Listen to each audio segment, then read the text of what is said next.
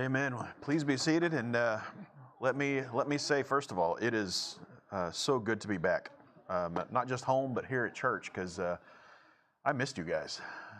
It is just not the same watching online. I know a lot of you guys have done that in times you had to be home for something or traveling, but it was a little different being at church at 8:30 last week because it was a 2-hour time zone difference. So, getting up and watching the service last week was great. David did a good job. I love listening to David preach. He's just such a good person. I mean, he's just so polite and just easy to get along with. So now I'm back. So I am not so much polite or easy to get along with sometimes, but thanks. I love you too. That's kind of why most of you are here. But speaking of David, you don't need polite and easy to get along with. You need me. So,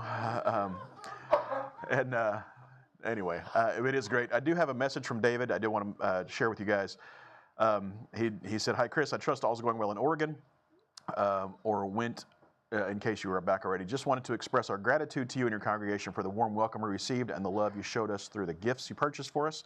We got some really nice things, and only hope that our participation on Sunday was a blessing to you all, because you sure were to us. Thank you once again for the opportunity to share and for investing in our ministry in Chile and for being there for us. We appreciate you so much. So thank you, church, for taking care of them as I knew you would. It's just great to know. I know it's kind of one of those weird things where it's great to know that the church can still function when I'm not here. It's also a little scary to think that, well, the church can function when I'm not there. So it's kind of one of those things where at your job, how indispensable are you? Because if nothing goes wrong while you're gone, then you're like, what exactly is it that I do here? But no, again, it's just great to be back. Terry's got some bulletins this morning,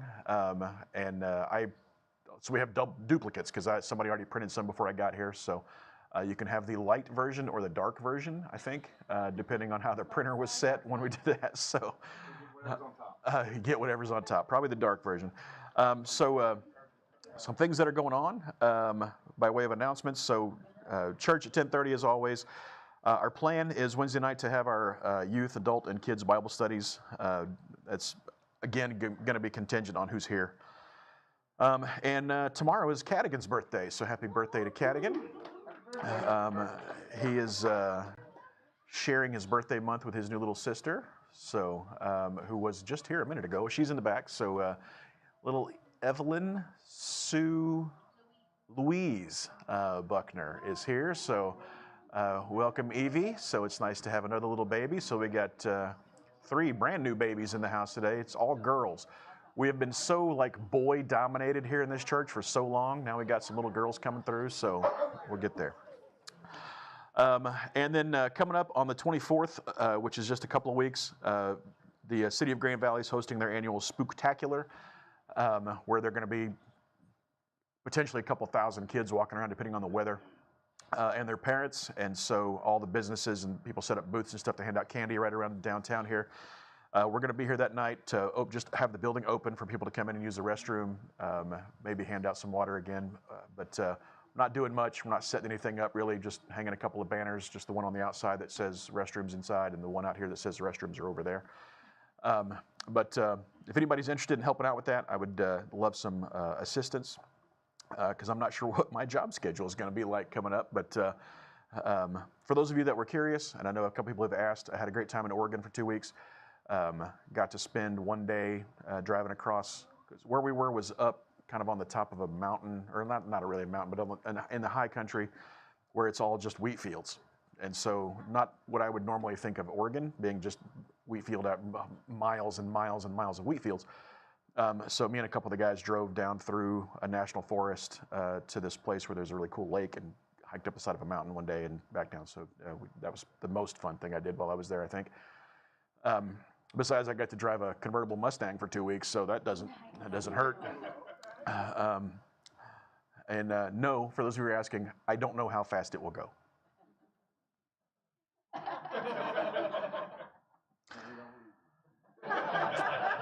I'll just say I never pushed it to all the way to the top end. just because. No, I did it. I had a good time. My new job is going to be pretty amazing. I'll get into some of that later because it's not church at all, but it's pretty cool. So this coming Saturday, and that's 9 to 10:30. Is that correct? Is our ladies meeting? All right. Well, I think from having heard a couple of comments, if you were able to start at 9, you might not go over 10:30. It's just if everybody starts sort of showing up at 9, things get... Okay, yeah, but anyway. So that's going to be at our house this coming Saturday. Check in with Susan if you would like to attend that, if you're not part of everything that's going on. And so with the ladies' meetings at least, and that's, again, 9 to 10:30 a.m. This coming Saturday. And then that same day, Saturday evening, we are having our youth event. I didn't know what to call it because I didn't have a flyer in front of me, but that's from 4 to 7 here. And I know Priscilla and John can give you some details. Priscilla can give you some details about that. John's going to say, talk to Priscilla. But I know they're going to be doing some caramel apples and just some fall-themed things with like a fire pit. So I know we've got some folks coming with fire pits. And so that is open to middle school and high school kids. Don't have to necessarily be church members or part of our church family. Bring visitors, bring guests, bring friends. That's open. S'mores. There will be s'mores. Do you guys need any additional personnel assistance for that evening? Okay, so they're going to take volunteers to help make s'mores. Check in with them. They're going to have a list and everything set up to go. But that is this coming Saturday as well from 4 to 7. That'll be here at the church. So, yeah, and so I think that is all of the announcements. And so, young people, you guys are welcome to go ahead to your classes respectively. Be nice and polite and calm, as much as calm can be calm. Like trying to tell the wind, take it easy. Jesus can do that. I will say this, by way of my outline this morning, if you took a look at that, I don't think I've ever had an outline in my life that had 12 points. So, got a lot of ground to cover today. So I didn't get home last night.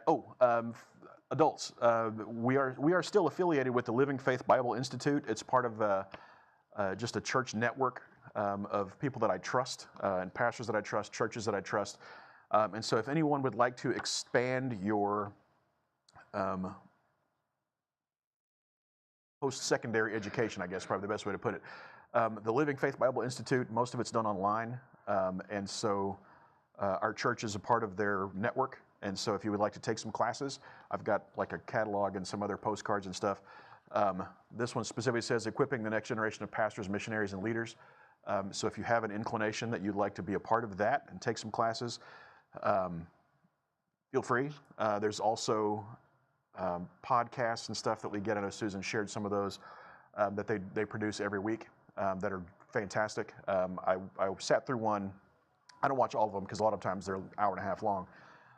But there was a response to Charlie Kirk's assassination that I was really very interested to see kind of their take on it. It's great stuff. So this is I don't recommend a lot of things outside of our church, but this is one of those that if anybody is interested, I don't know what the fee structure is, how much the classes cost, things like that. A lot of them are hosted out of Midtown Baptist Temple, which is right at like 40th and Main downtown.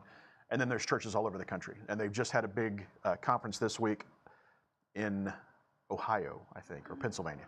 But they do a missions conference every like New Year's, between Christmas and New Year's every year for teenagers. And then so they've got all sorts of things that they do, and a lot of those are here in town. So if anybody's interested, I'll make sure I get you this information. I'm not going to sit that on top of the keyboard. All right, turning your Bibles to Judges chapter 8, if you would. I'm going to just review a couple of verses about Gideon as we kind of get back into his story. I know we took a couple of weeks off there to talk about Ruth, and had a number of people tell me how much they enjoyed the look through the book of Ruth, even though it was quite a sprint to go through the entire book of Ruth in 2 weeks. It is a great book, and there's so many things you can glean from that and get out of that. In fact, I was talking to a guy this week at dinner one night, one of my classmates, who was telling me he was originally from Congo, and was telling me that he had 3 or 4 older brothers and sisters, and then he was born. And they said after he was born, his dad became a Christian. And his guy's name is Eric. Of all the Congolese African names, it's Eric. But they said that after that, his father started naming all of the sons after Bible characters. And like the 3rd or 4th one down, they said he has a brother named Boaz. So, which I thought was pretty cool. So I'm like, it's a cool name. I like it. But to get back into the ending of the story of Gideon, I want to just make sure that we kind of cover this as well. So number one here is the origin story of the main character for the rest of our chapter today, whose name is going to be Abimelech.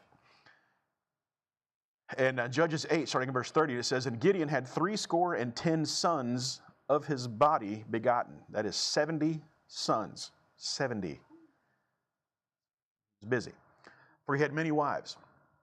And his concubine," so he had wives and at least one concubine that was in Shechem, "she also bare him a son whose name is called Abimelech. And Gideon the son of Joash died in a good old age, and was buried in the sepulchre of Joash's father in Ophrah of the Abiezrites. And it came to pass, as soon as Gideon was dead, that the children of Israel turned again and went a-whoring after Baalim, and made Baal-berith their god. And the children of Israel remembered not the Lord their God, who had delivered them out of the hands of their enemies on every side, neither showed they kindness to the house of Jerubbaal," namely Gideon, "according to all the goodness which he had showed unto Israel." And so when we get to the end of the life of Gideon, much like the rest of our study through the book of Judges, and please forgive me, I feel like I'm forgetting something. It's been a while it's been 2 weeks, it's been 3 weeks since I was able to preach, and so I feel like I'm forgetting something. So if I seem like I've forgotten something, please let me know. But when we get to the end of the life of Gideon, we see that the children of Israel go right back to the same things they had done before, because when the man of God was not present in their life, they did whatever the heck they felt like. And I know that is a constant even in this day and age, that because people will tell me all the time, "Oh, you know what, it's not a problem for me to be a good Christian and not go to church." I'm like, well, you can't be a good Christian and not go to church. You can't. Those two things don't mesh together. If you're going to be a good Christian, you will be at church. You can't have one without the other, because when the Bible says, "Don't forsake the assembling of yourselves together," if you don't go to church, then you're not being a good Christian. You are self-selecting out. I'm just going to say that up front, because sometimes it is about having an authority over you. Sometimes it is about having the community around you. But for the nation of Israel, it was certainly, they had a prophet, they had a man of God that kept them in line and made sure that they at least knew what they were supposed to do, and that man of God could help kind of organize the things in their life to make sure that the nation, nationally, that they were following the Lord. So think about it like this. I don't know when somebody declared that this country that we live in is no longer a Christian nation. I agree with that. You can like it or not like it, but I don't think our nation is a Christian nation, honestly. I think we were originally, we were founded on Christian principles, but I think we've gotten so far away from that as a nation because we've just gotten so wrapped up in materialism in the last 250 years, that we've looked at the process of making money and becoming wealthy and not looking at the welfare of the people and taking care of the people and the thoughts and the wants of the people, because the government was supposed to be of the people, by the people, for the people.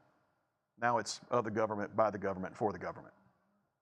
And unfortunately, that's just kind of where things stand. Doesn't change the fact that I still think this is the greatest nation ever, anywhere, and I'm proud to be a citizen of it. But so part of why I say that is, how easy is it for us to kind of lose sight of godly Christian morals and values when we're completely surrounded by the things of the world and materialism? It's just easy. It's easy for a nation, but it's certainly easy for individuals to do the same thing. We got a couple of the 2 major spending holidays in the country or in the world on the calendar are coming up in the next couple of months. Christmas is number 1, Halloween is number 2, right? And those 2 things are at their core opposites of each other, right? One is happy and light and Christmassy and flower and just trees and just all kinds of fun things, and one is dark and a little more ominous. But it's the same kind of decorations with lights and trees and skeletons and I mean, just all sorts of crazy things, inflatable stuff in your lawn, right? And I would think in the situation that we live in this country, I got to be careful. I don't want to offend anybody, but I'm going to. That in both of those situations, we have gotten so far away from the genuine practice of what they're for because we've turned them both into materialism, right? I would think that if you found some genuine Wiccans that practiced Samhain, which is the holiday that Halloween is based off of in the like pagan culture, the Druidic culture, they would be appalled at what Halloween has become. I really believe that. Just like Christians should be sort of appalled at what Christmas has become. It's supposed to be the celebration of the birth of Jesus, and it's become Santa Claus and the Grinch. And that's one of the places where I see bleed over, where I think we've got so much Grinch culture nowadays because it's like the anti-Christmas that it's even moving away from Santa Claus and gifts and presents and stuff, and it's all, hey, I'm cranky, you know, but it's, I mean, at one point, didn't we even have a guy that made a film about somebody stealing Christmas on behalf of Halloween, right? And so I think from both of those things, I'm not a fan of Halloween, period. I don't like it. I don't want to celebrate it. I don't want to have anything to do with it because to me, I've seen too much spiritual warfare get heightened and heightened and heightened towards the celebration of death. And it's been happening in the last few weeks. I'm not sure if you've even noticed this, but as we get towards that one holiday that I think is an unholy holiday, that spiritual warfare just intensifies, and you're going to feel it. You should be able to just feel it. And so I'm not a big fan. That's why on the 24th, when everybody else around us is celebrating Halloween, we're going to turn the lights on, we're going to let people come in and use the bathroom, or we're going to present ourselves as Christians. No costumes, no makeup, no darkness, no flames, no fire, we're going to just be the light in the darkness. That's my plan, right? But you might notice around here at our church, we don't do too much for Christmas either. Will we do some sort of celebration probably on the platform and sing a bunch of songs that are glorifying to Jesus? Yes. You know what we don't sing? Yeah, I don't know if you guys have noticed this when it comes to Christmas. You know the kind of songs that we don't sing in church at least? Jingle bells, White Christmas, Holly Jolly Christmas, rocking around the Christmas tree. There's nothing wrong with those things, but they're not glorifying to God. They're not a celebration of the birth of Jesus Christ. And so you listen to those all you want to. I can sing along with all of them. I play it at your house. I don't care. I do get a little irritated when the Christian music radio stations stop playing Christian music for Christmas and they start playing secular music. But that's just a pet peeve of mine, and I'm going to continue. But I'm just saying, the nation of Israel in this situation, how easy was it for them, as soon as the authority of God was out of their life, to digress right back into the things of the world and their neighbors? And my point is to all of you, all of us as Christians, we need that accountability amongst our brothers and sisters of being in church and being with each other and being a part of what's going on so that we can help cleanse ourselves and purify ourselves from being drawn back into the world so easily. It's easy enough with the influence of Christians in your life. It's easy enough. But remove that, the one thing that's possibly holding you on to the service of the Lord and the will of God, and you're just going to fall and tumble and find yourself in the dirt. All right? And so we have Abimelech, who was born out of one of Gideon's concubines. It was not one of the 70 brothers that was part of Gideon's wives. And I'm not going to get into all that because culturally this was perfectly acceptable. We're not going to talk about all of that. But again, I wouldn't even know where to start, except that it was never condemned in the Old Testament. That's number one. Number two, some family values. Judges chapter 9. So let's get into Judges chapter 9. We're going to spend the rest of our time here. This is a long chapter. This actually covers 3 pages in my paper Bible. And so Judges chapter 9, starting in verse 1, let's see his family values. Verse 1, it says, "And Abimelech," and the name Abimelech means "my father is king." Just if that gives you an idea about his personality. And Abimelech, the son of Jerubbaal, remember, was the name that was given to Gideon, which meant let Baal fight for himself, after Gideon tore down the temple of Baal. The men came to try to get him, and his father said, Baal is a god. Let him fight his own battle. And so they changed his name to Let Baal Contend, basically is what Jerubbaal means. It was still Gideon. The son of Jerubbaal went to Shechem unto his mother's brethren, his uncles, and he communed with them and with all the family of the house of his mother's father. And I have written down the name Milo, M-I-L-L-O, after his mother's father, because that name gets brought up later, and I believe Milo was the name of his grandfather. So Abimelech goes to the house of his mother and mother's brothers, so his uncles, and mother's father, his grandfather, just to give you kind of the context of where he goes. Because remember, this was just a concubine of his that stayed in this town of Shechem that Gideon would visit whenever he was in town. And he said in verse 25, Speak, I pray you, in the ears of all the men of Shechem, whether it is better for you, either that all the sons of Jerubbaal, which are 70, 70 persons, reign over you, or that one reign over you. Remember also that I am your bone and your flesh. And his mother's brethren spake of him in the ears of all the men of Shechem these words, and their hearts inclined to follow Abimelech, for they said, He's our brother. And so the family values that we see here is Abimelech goes to the home of his mother, who was a concubine, and discusses leadership in the nation of Israel, or in this area, with his mother's family, which had really no attachment to Gideon outside of that one minor attachment every time Gideon came to town. She warmed his bed, right? And so he says, all right, what do you think is better? For Gideon's 70 sons to try to reign over us at one time, or for one person to be in charge? That's reasonable for me. I mean, remember, 70 is more people than we have here ever, I think. I mean, we might have had 70. I mean, can you imagine all of us trying to make decisions at the same time to try to make sure that the city of Grand Valley, let's just say Jackson County, that 70 of us were going to start making these decisions as to how things are going to roll? Or you think maybe it'd be better if there was just one guy making decisions that could be easily recalled by a vote of the people that don't want him to be in charge, right? Because if there's one, then that's, at least you know where the buck stops, according to Harry Truman. If there's 70 and they all share power equally, that would be a nightmare. It would genuinely be a nightmare. And so he's like, what do you think would be better, for Gideon's 70 sons to rule over us, or just one? Oh, and by the way, I am a son of Gideon, but I'm also your family. And so don't you think it would be better for us to have somebody from our family, to somebody from our region, somebody from our city to rule over things? Because I would definitely keep you in mind of making decisions, as opposed to those 70 guys. They don't even know who you are. I mean, that's a pretty good political campaign. Vote for me. I know you. Right? You know me. I've been to your house for dinner. You should totally vote for me. Right? Oh yeah, you're my Uncle Joe. I'm your nephew. It's me, Abimelech. Remember me? My father is king. That's what his name meant.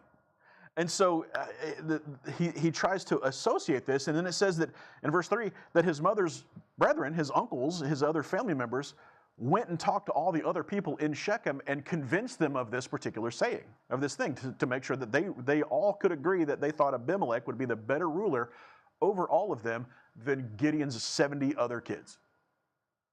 And that's just his sons. That's a very specific word. We're not talking about any daughters they may have had. This is 70 boys over the course of how many years? I mean, multiple wives, probably multiple births. I mean, because it does say that Gideon lived to be at ripe old age, but it doesn't say kind of how old these kids were. We know there was one little one. We're going to talk about him in a minute. Number 3, so here's what Abimelech does. He puts a bounty on their heads. Judges chapter 9, verses 4 and 5. And he says, and they gave him 70 pieces of silver out of the house of Baal-berith, wherewith Abimelech hired vain and light persons which followed him.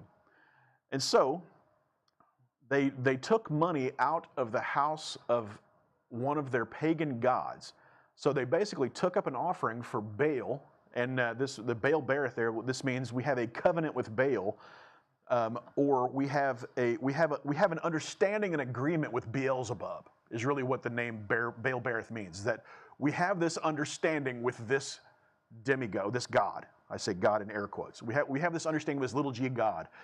That we're gonna give all of our worship, we're gonna give all of our tithes and all of our offerings, and we're going to put it into the house, into the temple of this other god, this little g god, Baal, Beelzebub, whichever word you'd like to use. And it says they gave him 70 pieces of silver. They gave him 70 pieces of silver, the same one piece of silver basically for each of his brothers. And it says, and with that, he hired some people but he hired an entourage. He hired vain and light people to just kind of follow him around. I mean, if you win the lottery, you might not tell anybody, but there's going to be signs, right? This was his sign that was like, I will give you a piece of silver if you will just walk around and follow me all day and tell me how awesome I am. I'll make sure you got plenty to eat. I'll make sure you look nice, you get dressed well. He hired himself an entourage of vain and light people. People with no substance. People that had no goals. People that had nothing else to do with their time except wander around and fawn over this guy. I mean, he might as well, think about it, at this point, some of them were, there's probably both genders represented, but I'm thinking like Hugh Hefner. Right? Walking around, he's got himself surrounded by these vain and very light people that are just telling him how awesome he is, and he's just going to look good because he's got enough sustenance and substance to support all of these people that just kind of hang around. And they're not going to tell him no. They're not going to tell him that he's making a bad decision, because as soon as they do, he's just going to cut them off.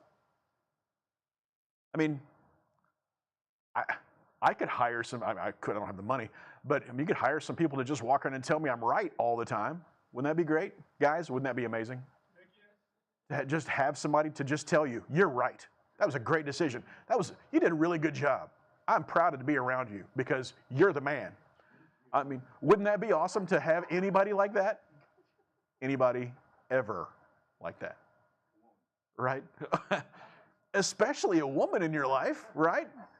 To just tell you, oh, you are so good looking. You've been going to the gym? Man, you look good. I just wanted to tell you how much I appreciate you. And I just think you're awesome.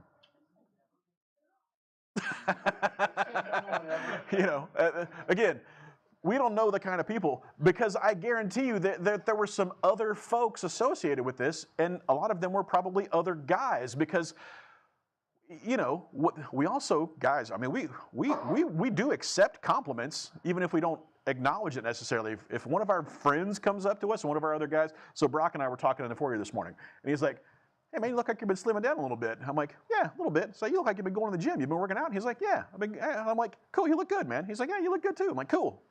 That's awesome.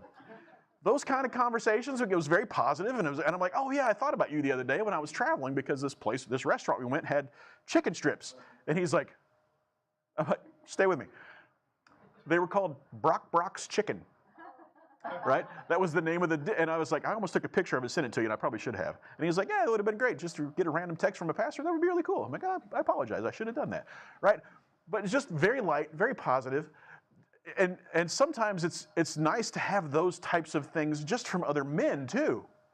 Because most of the time, and this is one I've seen recently, I didn't make this up, so stay with me, that when a lady asks her friends, do you think I'm gaining weight? Do you think I'm looking fat? I'm like, oh no, Queen, you look wonderful. You are great. You are looking great. You're just kind of glowing. Guys ask each other, hey man, you think I'm looking heavier? He's like, well, I only know 5 fat people and you're 4 of them. So, right? Normally that's the kind of world that we live in, right? It's very, very negative. It's funny, but it's like, okay, well, I was really kind of curious. I feel like I'm putting on some weight. And they're like, oh, you're putting on weight. Like, can you be nice about it at least? Okay. Well, yeah, you do look like you're putting on weight. Yeah. Anyway, But that's the kind of people that this guy decided to surround himself with, and he paid them to be there. He paid them to be there. You know, and so what kind of quality of character do you think you're going to get if you have to pay someone to be your friend? You know, like, was it Rodney Dangerfield that said, yeah, my parents had to tie a pork chop around my neck when I was a kid to get the dog to play with me? Right? But if you have to bribe someone to be kind to you, be friendly to you, it's never going to work out well.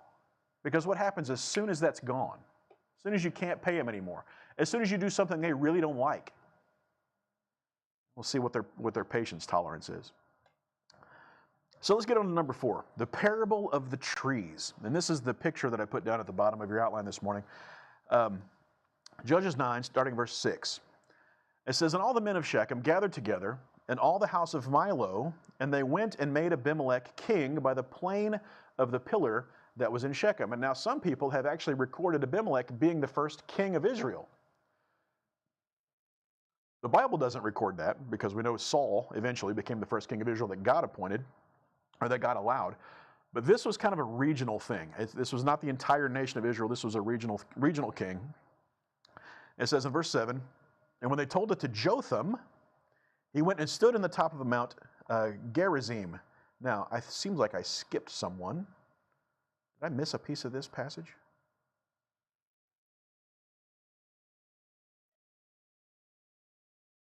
Oh, yeah. I didn't even read the whole thing. Verse 5, and he went in, let's stick with point number 3, verse 5. And he went to his father's house in Ophrah. Yeah, I skipped that. And slew his brothers, the sons of Jerubbaal, being 70 persons, upon one stone. Notwithstanding, yet Jotham, the youngest son of Jerubbaal, was left, for he hid himself. And so these folks, they took the money out of the temple of Baal, gave him 70 pieces of silver. He surrounded himself with vain light people, and then he went back to Gideon's house in this other town and killed all 70 of his brothers. Probably should have mentioned that. That's kind of a key point in this, right? Killed all 70 of them, except the youngest, Jotham, was left because he was small enough he hid himself, right? He was probably 10, 11, 12 years old. He was small enough to hide when all the fighting broke out between Abimelech and his followers and the 70 sons of Gideon that were probably just kind of sitting around doing nothing.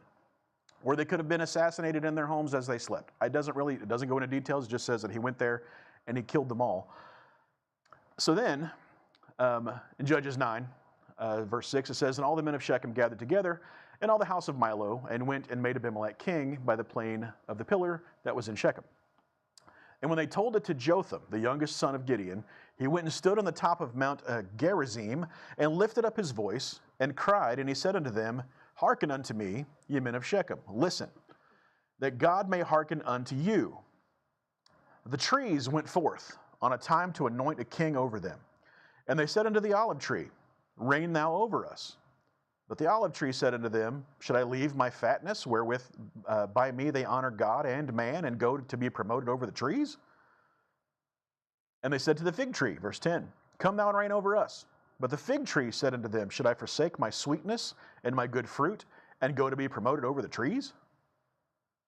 Verse 12, and the tree said unto the vine, come thou and reign over us. And the vine said unto them, should I leave my wine, which cheereth God and man, and go to be promoted over the trees? Then said all the trees unto the bramble, come thou and reign over us.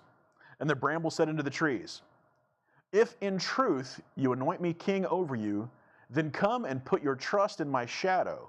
And if not, let fire come out of the bramble and devour the cedars of Lebanon.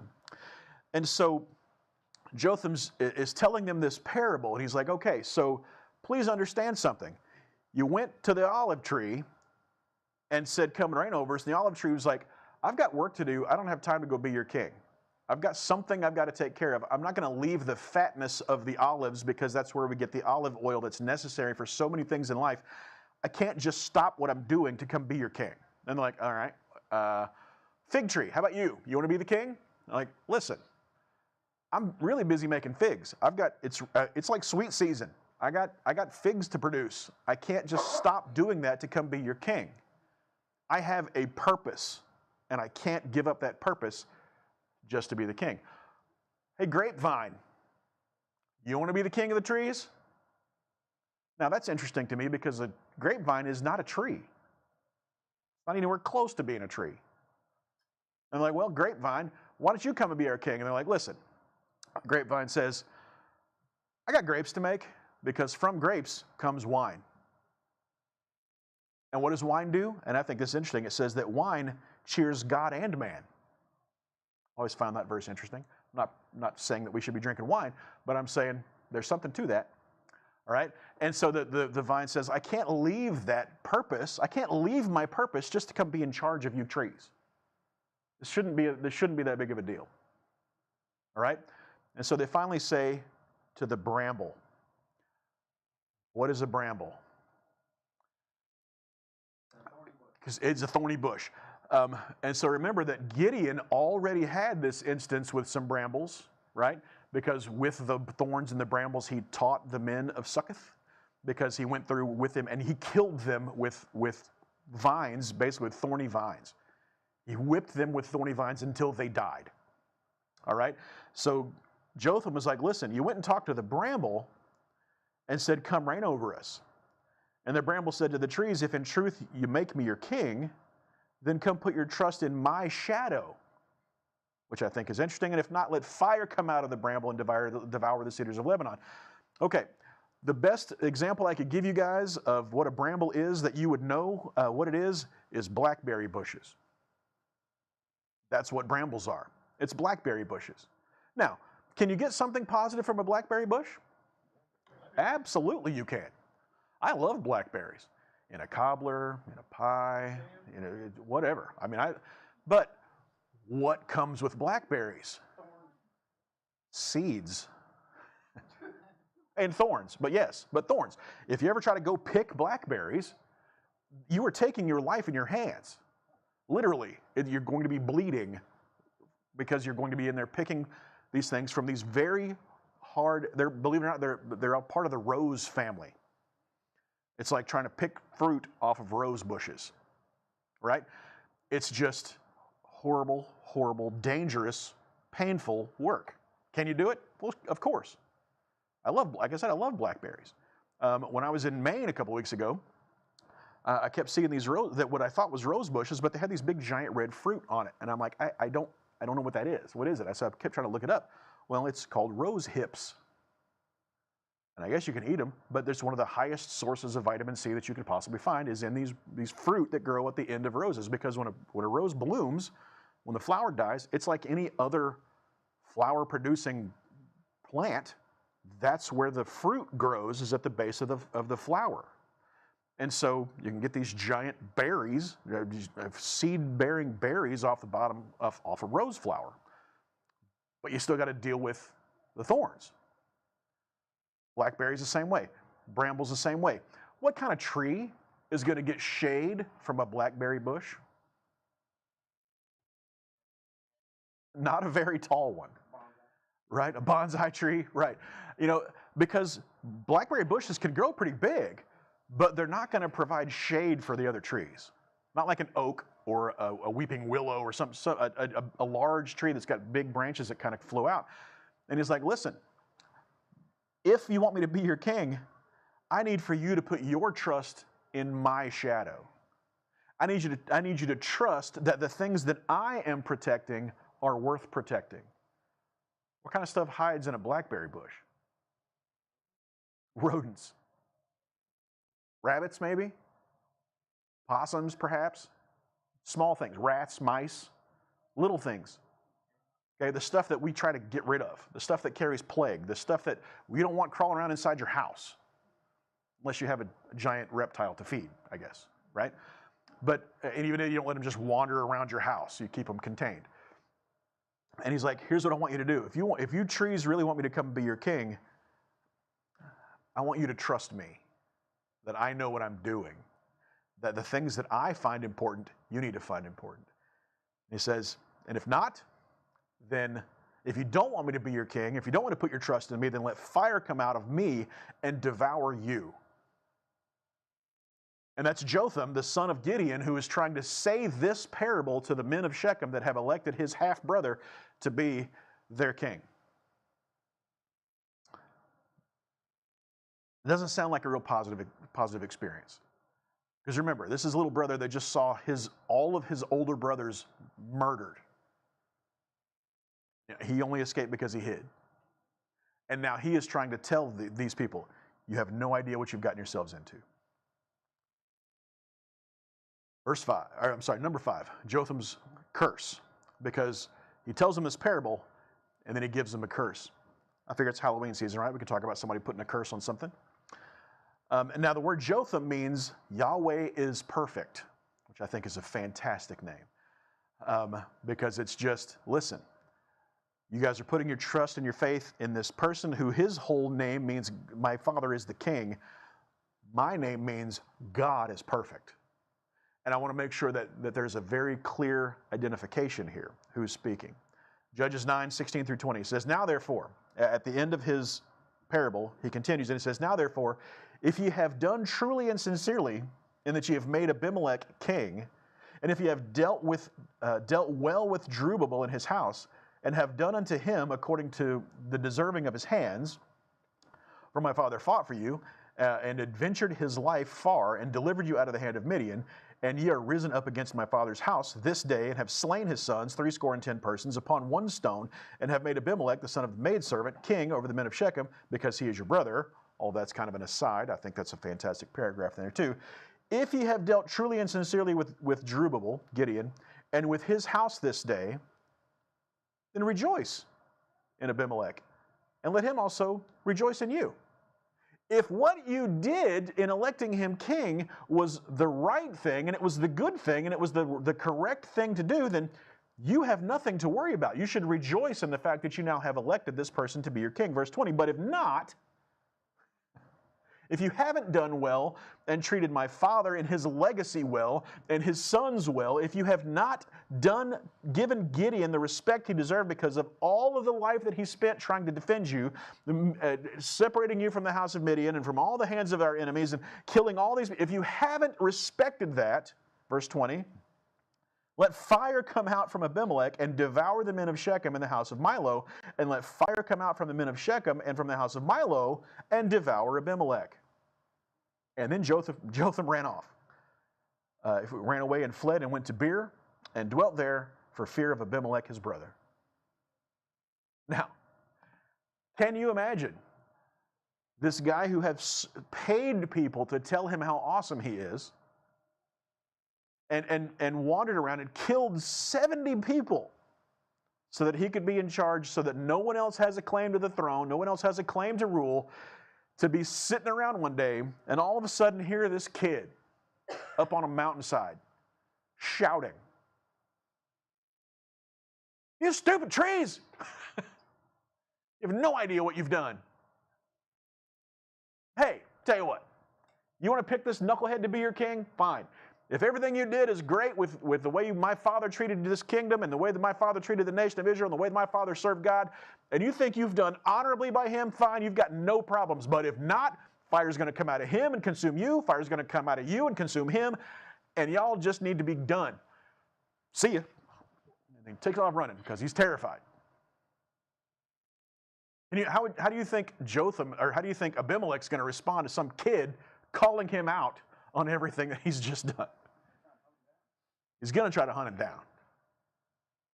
Because and Jotham runs rightly so, because he was terrified that his brother was going to kill him too. He should have already been dead. He should have died with his brothers. But Jotham puts this curse on him and says, "Listen, here's how this is going to work. The evil that is in Abimelech is going to devour you all. And the evil that is in all of you is going to devour him. It's going to be this self-sustaining fire that is just going to destroy all of you, unless what you did was honorable in the sight of the Lord." Can we learn anything from that? I mean, really, because I've wondered about this. There's no judge mentioned in this, and this is the book of Judges, right? The only judge we talk about in all of this is Gideon. This story, and that's why I named this one, this is the Who Am I side quest, because there's no judge listed here, right? But God felt it necessary, and I believe it was probably Samuel who was compiling these stories, felt it necessary to include this story in the book of Judges. Why?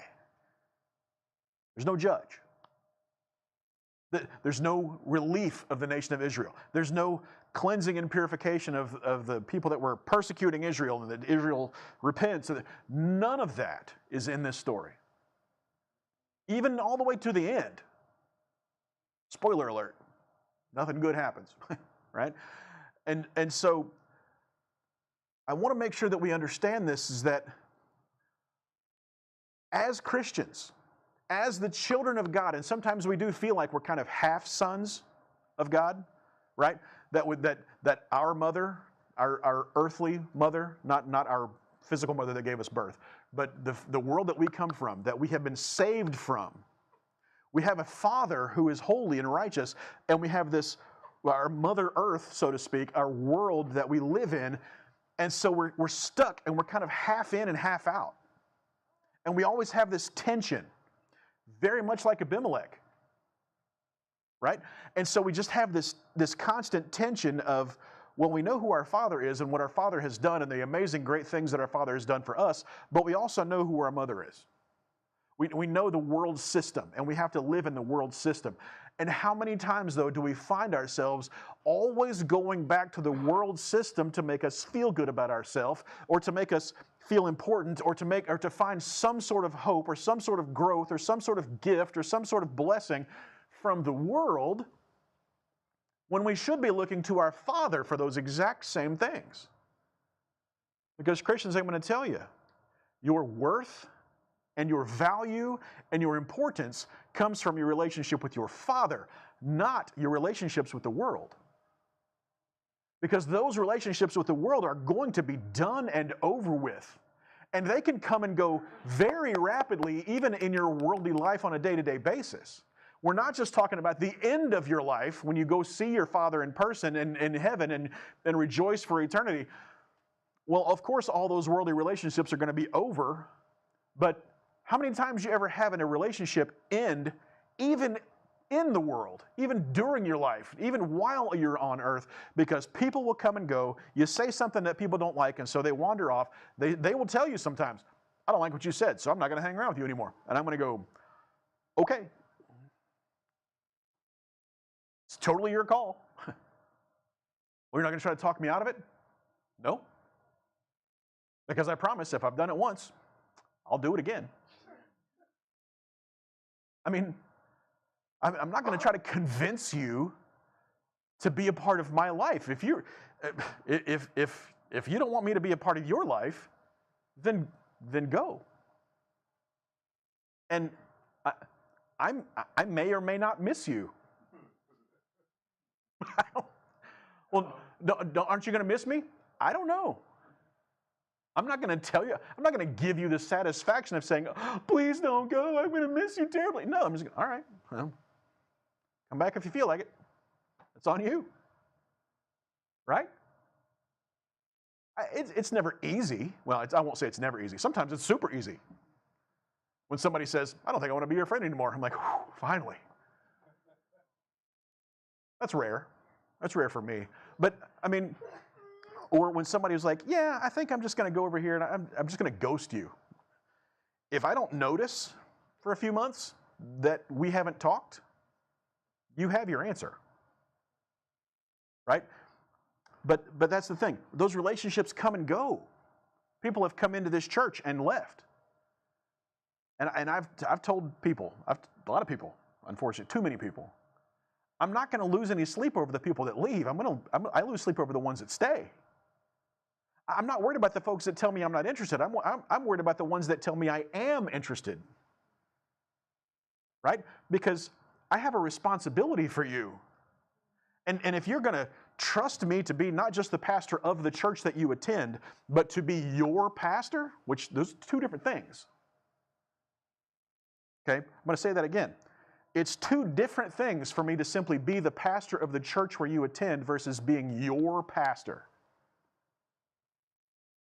And trust me, I know which category of those two you fall into, all of you, individually, independently, because I know the sheep that I have to take care of. I also know the other sheep that are just kind of hanging around. All right? So I want to make sure that you understand some of the things we need to pull from this is adjust where you're putting your faith, adjust where you're putting your trust, adjust where you're putting your relationships even in this world, and they need to be more focused on godly things than on worldly things, because the worldly things will let you down and consume you. The godly things will lift you up and exalt you. That's just a truth we need to make sure that we're following. Number 6, what goes around comes around. Of course, Judges chapter 9, verse 22. When Abimelech had reigned 3 years over Israel, 3 whole years, then God sent an evil spirit between Abimelech and the men of Shechem. And the men of Shechem dealt treacherously with Abimelech, that the cruelty done to the 70 sons of Jerubbaal might come, and their blood be laid upon Abimelech their brother, which slew them, and upon the men of Shechem, which aided him in the killing of his brethren. And the men of Shechem set liers in wait for him in the top of the mountains, and they robbed all that came along that way by them, and so it was told to Abimelech. And so God sends an evil spirit. Think about that for a second. God sent an evil spirit. It does not say Satan sent an evil spirit. It says God sent an evil spirit. We talked about that when we went through the book of Revelation. There's all sorts of evil things that God does. How can you say that? Because the term evil is not sinful, it just means painful. It means harmful. It means damaging. Right? All these new babies. Whether or not you're having them inoculated from certain things, totally up to you. But when you take your kids to get shots, from the kid's perspective, that's an evil thing. Why? Because it hurts like the dickens. They scream, they squeal, you're poking them in the foot, maybe? I mean, it's crazy, right? How many of you guys like getting shots? No, it's horribly painful. Now, I don't want rocks on it. Can they be beneficial? Yes. Of course they can. But is it a painful action that has to happen in order for the benefit to be reaped? Yes. From the perspective of the one getting poked with a sharp piece of metal, it's evil. It's painful. It hurts. I don't like it. I don't want it. Please stop. But yeah, to my wife, the phlebotomist, that's all she does all day, is just poke people with sharp metal objects. But from the person that's doing it, it's beneficial. It's helpful. It's needed. It's required sometimes. And so you have 2 of these different perspectives. And so when it says that God sent an evil spirit, God's intention in sending it was to cause pain and to cause harm and to cause division and to cause issues, because there was payment that was necessary for the way these people were treating each other and the way that they had treated Gideon, his servant. They messed around and found out, right? And so it says here that, so finally they're irritating it enough at each other, and the fact that God sent a spirit to divide them from each other on purpose. It was intentional to make sure that Jotham's curse came true. And it says, so what do?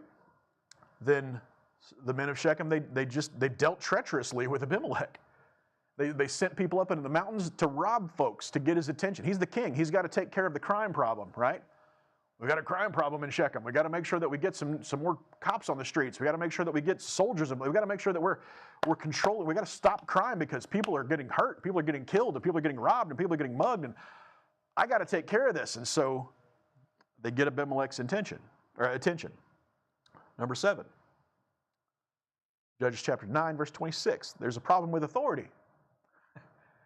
You know how many problems in this world exist because somebody has a problem with authority? Like all of them. It's like every problem ever is a problem with authority. All of them. Kids don't obey. What's the problem? They don't respect your authority. You get a speeding ticket. What's the problem? You don't respect the authority. You get in a fight somewhere with somebody? Well, it's because you're both trying to exercise authority over the other person, trying to make them do what you want them to do and be the authority, and the other person doesn't like it, and so there's tension and frustration, and you fight with each other. You get fired from your job? It's probably because you have an authority problem. Potentially. Because you didn't follow the rules, you didn't do what was told to you, you didn't toe the line with what was expected, unless you work for the government. At which point, why is there a government shutdown? Because the two people can't work together. Why not? Because it's an authority problem. I want to make this decision, but I want to make this decision. Well, who gets to make the decision? We should vote. Okay, we can't come to an agreement. What should we do? Well, we should ask somebody else to come in and arbitrate this. Isn't that what most people would do? We should find somebody to come help us make this decision. Well, yeah, that's fine, but not that guy. I don't trust him. I don't like him. He's going to make a decision that I don't like. I need to pick my guy to come. No, that's not how that's supposed to work. You get somebody who's completely uninvolved or unaffected. Well, you can't do that. There's nobody from the United States government that's going to be able to be objective, right? There's nobody. Especially if they're all getting paid by the same people.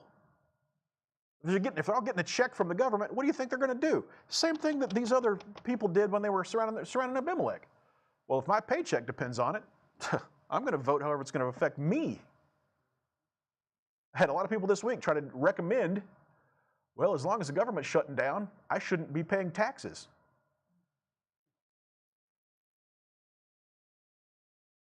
Because if the government shut down, they shouldn't be taking taxes because they're shut down. My mortgage company shuts down after the party. I'm not going to keep paying my mortgage to a company that's closed. Right? Yeah, you should definitely put the money in the bank somewhere because somebody's coming after that money. Right? But anyway, and I'm not telling you not to pay your taxes. I'm saying the government will come and find you. They will track you down. All right? But here, the problem is, again, it's a problem with authority. Judges chapter 9, starting verse 26. And Gaal, I don't care what, I don't know what his name was. His name literally means contempt. That's the definition of this guy's name. Gaal, the son of Ebed, came with his brethren and went over to Shechem, and the men of Shechem put their confidence in him. And they went out into the fields and gathered their vineyards and trode the grapes and made merry and went out into the house of their God and did eat and drink and cursed Abimelech. And Gaal, the son of Ebed, said, Who is Abimelech? And who is Shechem, that we should serve him? Is not he the son of Jerubbaal? And Zebul, his officer, Zebul is basically the mayor of Shechem, serve the men of Hamor, the father of Shechem, for why should we serve him? And would to God his people were under my hand, then would I remove Abimelech. And he said to Abimelech, Bring it on. Increase your army and come on out. Basically, what this dude did is the same kind of thing Abimelech did, except he was more a man of the people, right? He's not buying his affection. He's just charismatic. And so he's like, hey guys, just come with me. We're going to take care of this dude. So they went out in the fields and they gathered the grapes and they stomped them down and they made the wine and they made themselves merry and they were sitting around eating and drinking and running their mouths. That sounds about right. So you got a bunch of drunks in a bar talking about how much they hate the authority of the town, and Gaul stands up and is like, yeah, well, tell Abimelech to bring it on. Bring his army, and we'll fight it out, because I'll be a better leader than he could be. Who's the good guy here? Right, there's not one, okay? Because Gaul had a problem with authority. He didn't like Abimelech's rule.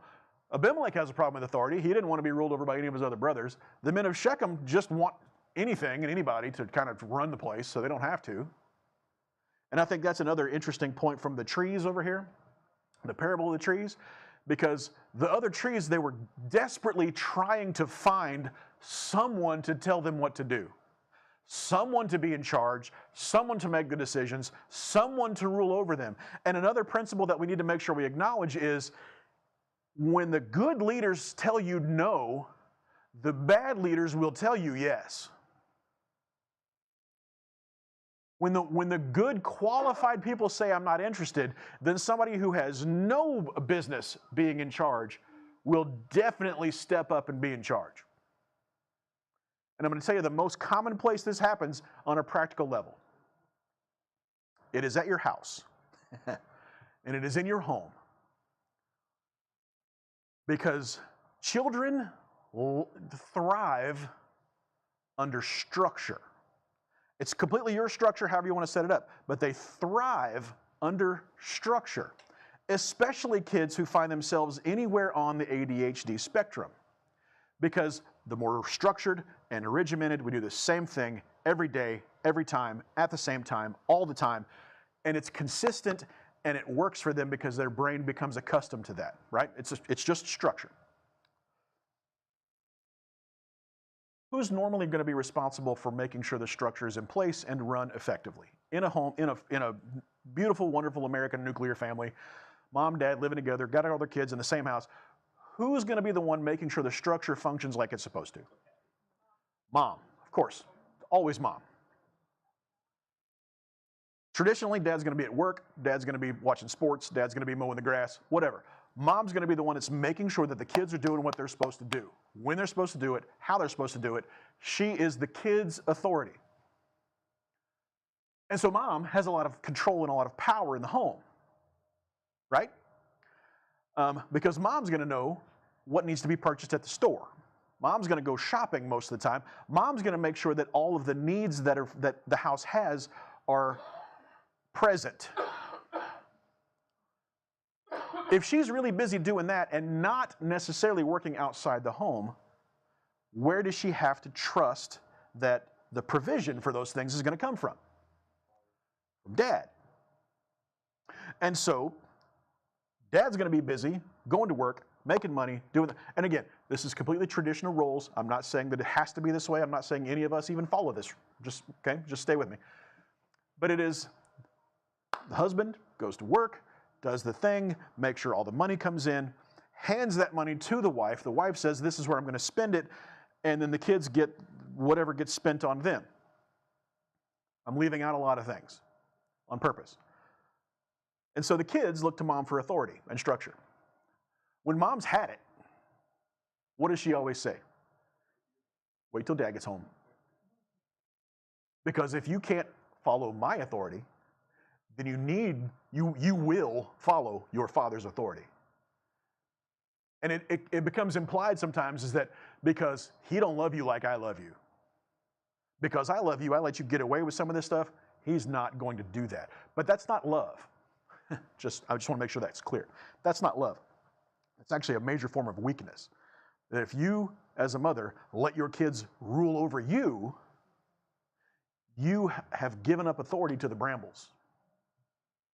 And husbands, if you let your wife rule over you, you have given up authority to the kids. And now who's in charge of the house? The little ones with all the thorns. They have no shadow. They don't protect anything. The things that they do protect are the rats and the mice, the little rodents, the things that fester, the things that carry disease, the things that are a problem for everyone else. And so I want to make sure that you pull from this.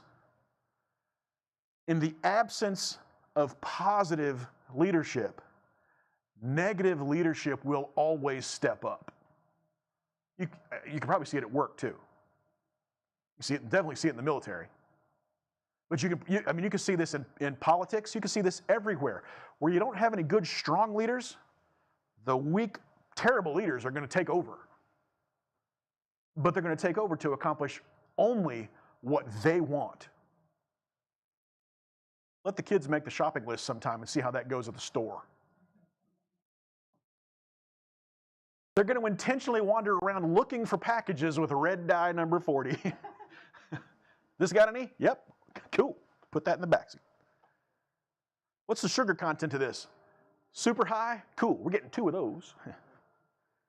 Ooh, where's the Monster energy drink section of the store? We should definitely stock up on those. What are we having for dinner tonight? Dino nuggets and mac and cheese. What are we having tomorrow night? Dino nuggets and mac and cheese.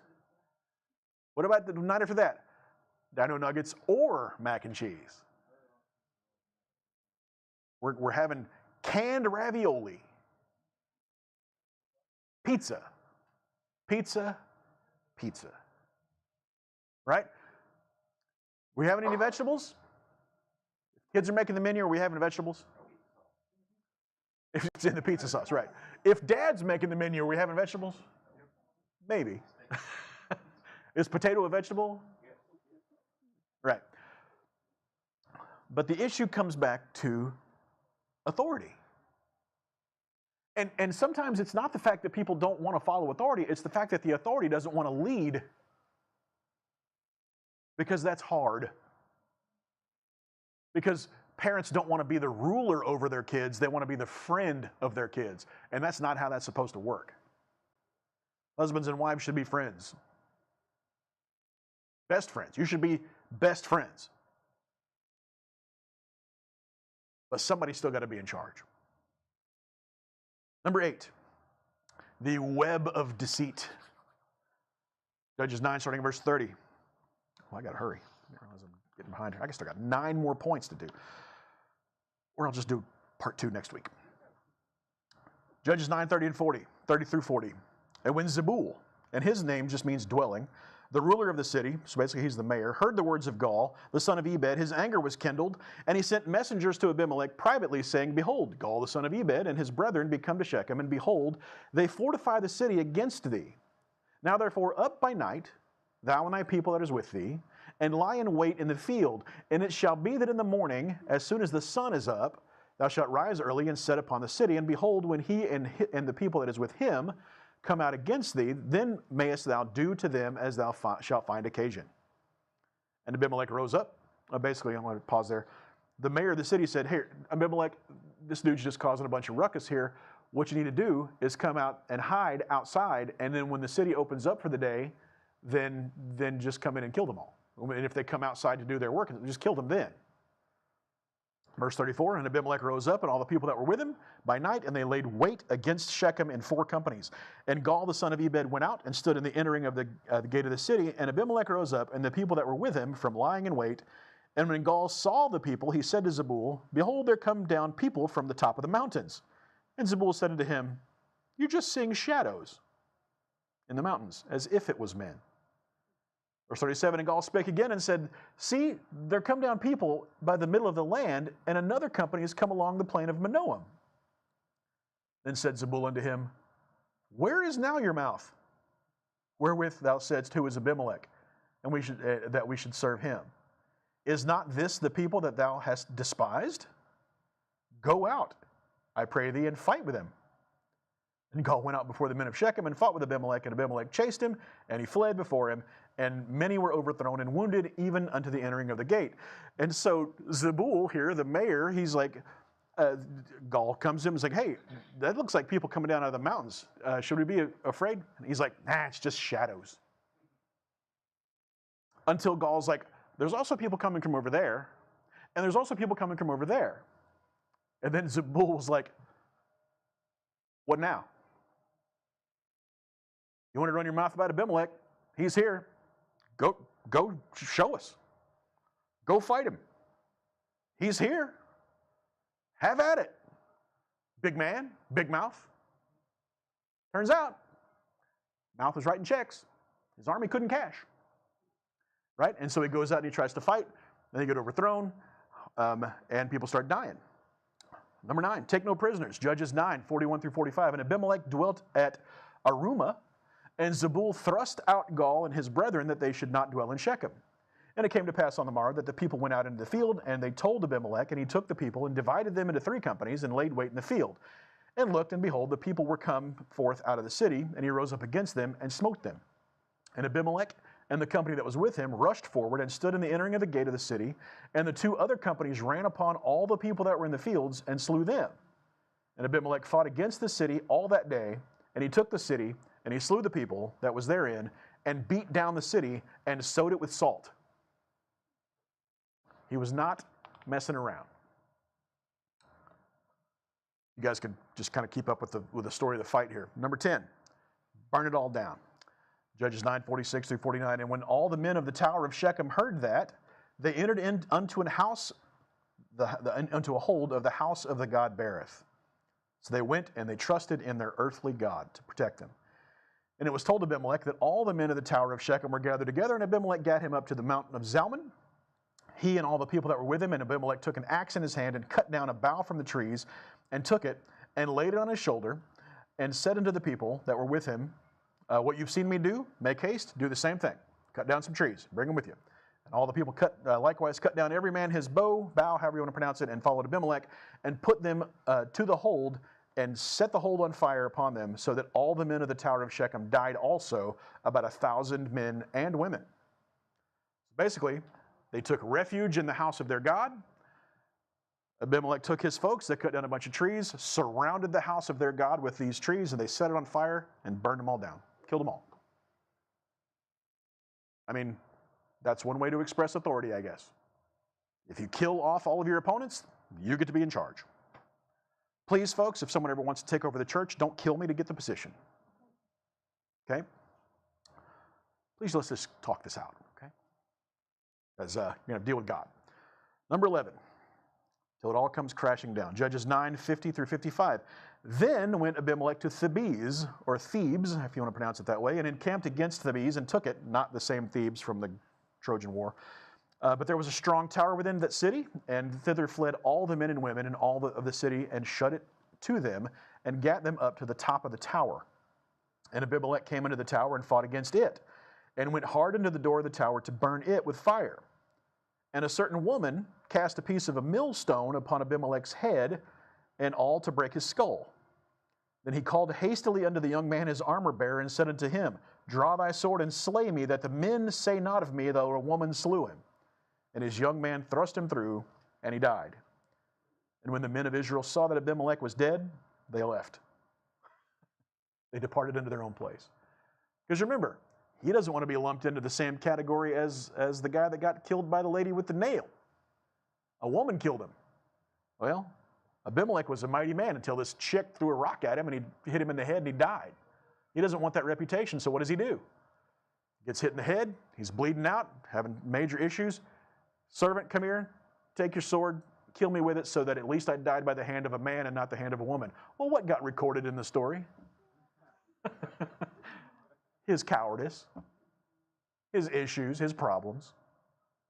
But now, the men of Shechem have been burned with fire. He gets hit in the head and stabbed. All of these things happen exactly the way that Jotham cursed them. They're killing each other. So we get to number 12, the conclusion, Judges 9, 56 and 57. It says, Thus God rendered the wickedness of Abimelech, which he did unto his father, in slaying his 70 brothers, and all the evil of the men of Shechem did God render upon their heads. And upon them came the curse of Jotham, the son of Jerubbaal. And that's the whole story. So basically what we end up with is, people did wrong against the people of God. God paid attention. God sorted it out. You know what Jotham didn't have to do? Kill anybody. He didn't have to raise a sword. He just had to proclaim the truth. In this generation, this day and age, Christians, what I'm going to say to you right now is probably the most important thing I could say to you. It is not your responsibility to take up arms to defend some sort of political position. It is your responsibility to proclaim the truth of God in this dark, ever-changing world. That's it. Can you be upset that they're killing us in the streets now? Of course. Does that mean you take your weapon to go kill them back? No, it does not. It means you stand up with the truth of God, and if they kill you for it, then praise the Lord, because they've now done to you what they did to your Lord. And you get to partake in His suffering and in His pain and in His tribulation, and in this, you die for the same reason He did, that is because you are proclaiming truth, not because you are being an offensive jerk. Just saying. Not because you were trying to kill somebody else. Now, I will say, today, when I pulled in, right about, well, it's in the other room, we have new graffiti on our wall. Okay? Somebody looked it up. Some of it seems to be Antifa-related type of graffiti. I don't know that to be the case, but Luke has been in contact with the police department. They were probably out here taking pictures, taking a report while we've been in church. Just want you to know this. We're going to paint over it, and we're going to continue to do what we need. But if we as a tiny little church are attracting the attention of the enemy in this world, there's a couple things I want to make sure that we remember. Our enemy is not flesh and blood. Our enemy is supernatural. The person that painted the graffiti on the wall is not our enemy. The person that painted the graffiti on the wall is our mission. I want to make sure we remember that. That person or people needs the salvation of Jesus. Do they also need to be punished for breaking the law? Of course, I believe that too. Don't get me wrong. But our mission should not be, well, we got to hunt them down and make them pay. No. Aren't you glad God didn't do that to you? No. Our purpose is, let the law handle the broken law. I want to make sure that they know that they can still accept Jesus as their Savior, because He still loves them, and so should we. We don't have to like it. You'll be irritated by it. It's going to take a lot of work to fix it. But that doesn't change the fact that we still need to be on mission every single day. And that mission is, just like Jotham, proclaim the truth of God. I'm going to tell you, Jotham doesn't become the next judge. We never hear anything else about the guy. Just kind of fades into obscurity. And sometimes, and most of the time, all the time, that's what's going to happen to us. But that's okay. We're not all Charlie Kirk. We're not all Billy Graham. We're not all Chuck Swindoll. We're not all big name people, but our mission is the same as all of those people, to proclaim the truth of God. Would you bow your heads with me today?